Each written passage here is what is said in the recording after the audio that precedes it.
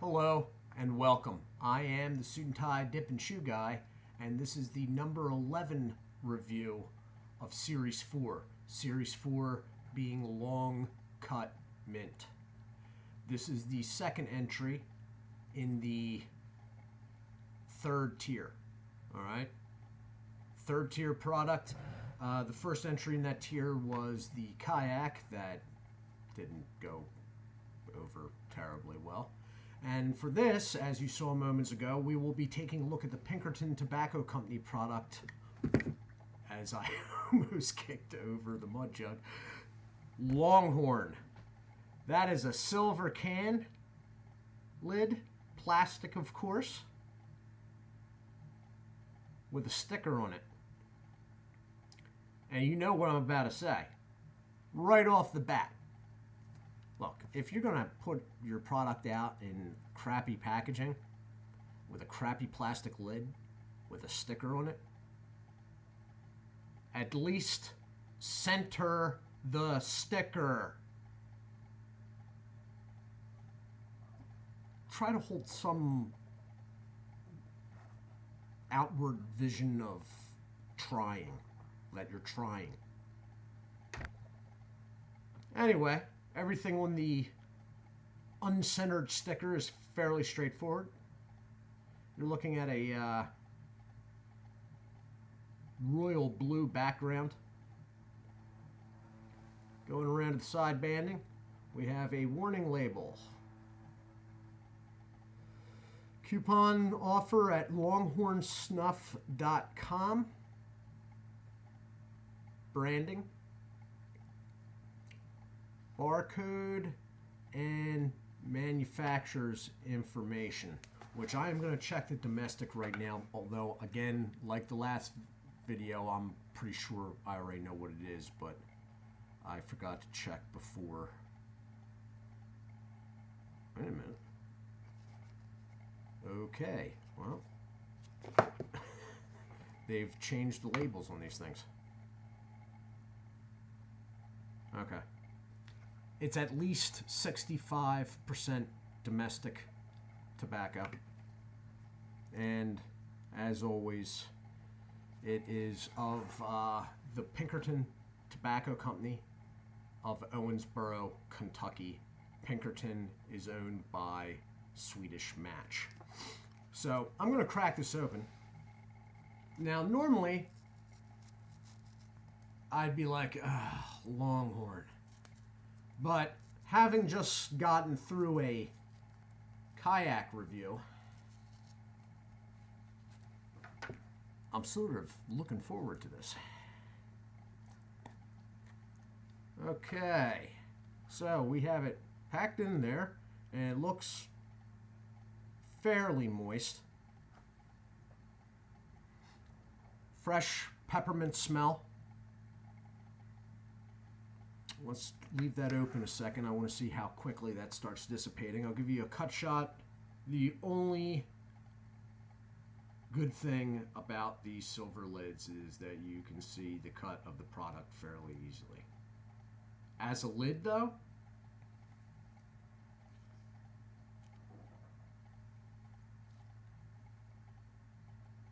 yeah. But you can't see the product in the can. Smells dissipating already. It is leaning more to brown. Very dark brown though. Moisture level's okay. Knowing the cut of this stuff, it needs more, but you know. Just peppermint though.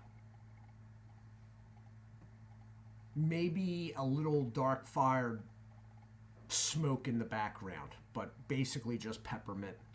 No weird alcohol undertone, whatever. So I'm going to take a pinch and make a mess, most likely. Oh, whoa, look at here. Go Longhorn. All right.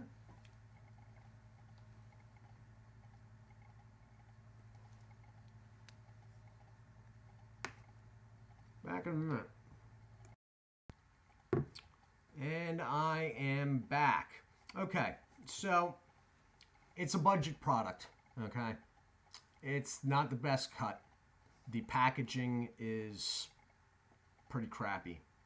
That said, though, it is, in my mind, safe, at least, okay? There's no weird grain alcohol undertone. The tobacco isn't like waxy and of a weird varying cut. The biggest thing in my mind is that whatever they're using the grain alcohol to process or whatnot, I don't know what could possibly be going on there, but it's not good.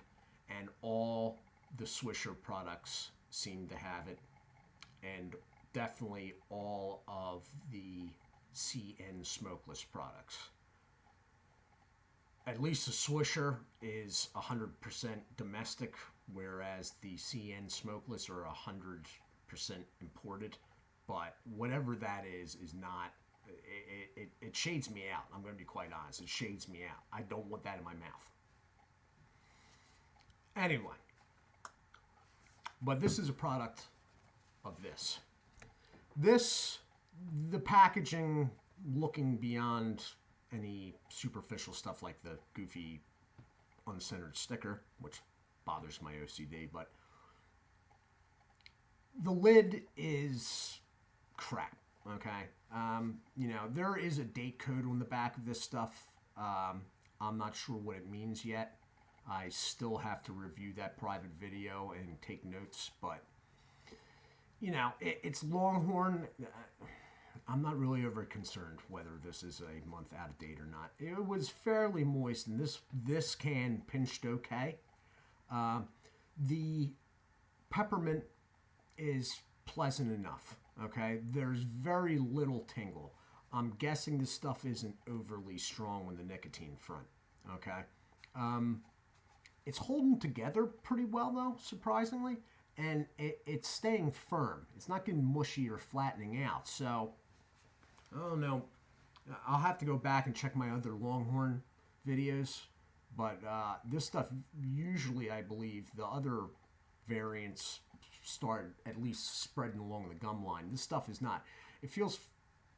It's firm, it's comfortable, though. It's not like, now there's left a trail going around the side, but I did move it around the side. The kayak yesterday, I did not, if you remember. There's floaters, okay?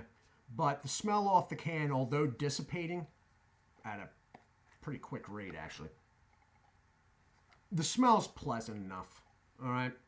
And the taste is pleasant enough. And having dealt with stuff where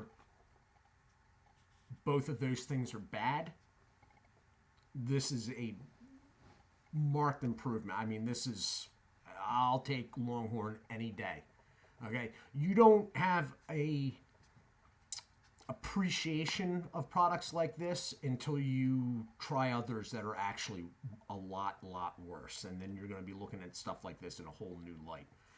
So, no, it's a budget product, and you know what? I'm in a metropolitan area that, for this state, Pennsylvania, is pretty expensive, and I still get this stuff for $2. So I'm guessing if you're outside a metropolitan area that you can probably get this for $1.50, $1.75 a can. Plus, you can get dollar off coupons off their website. So now you're talking like 75 cents a can. I mean, again, if you're in such a financial state that you can't go up to $1.75, I hate to put it this way because I'm not trying to make anybody feel bad, but if you're in that position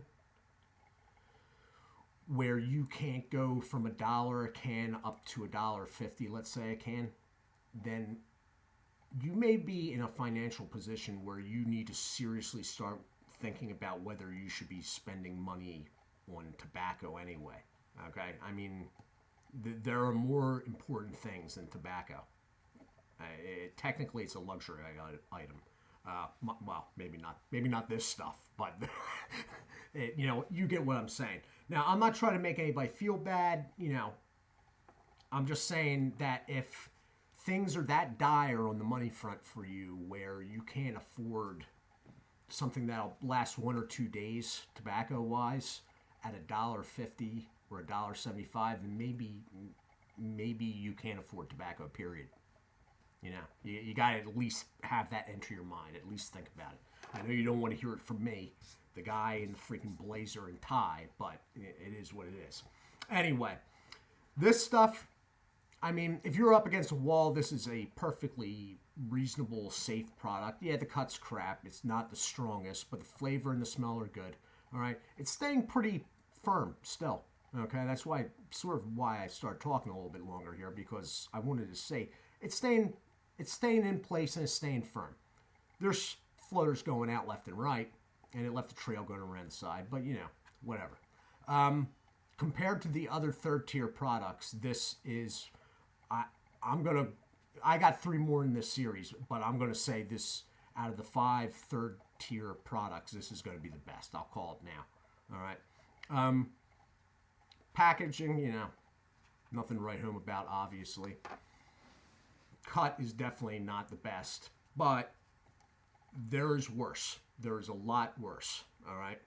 And I now know that as fact. Anyway, this is going a little bit too long already, so this has been the Longhorn Long Cut Mint review.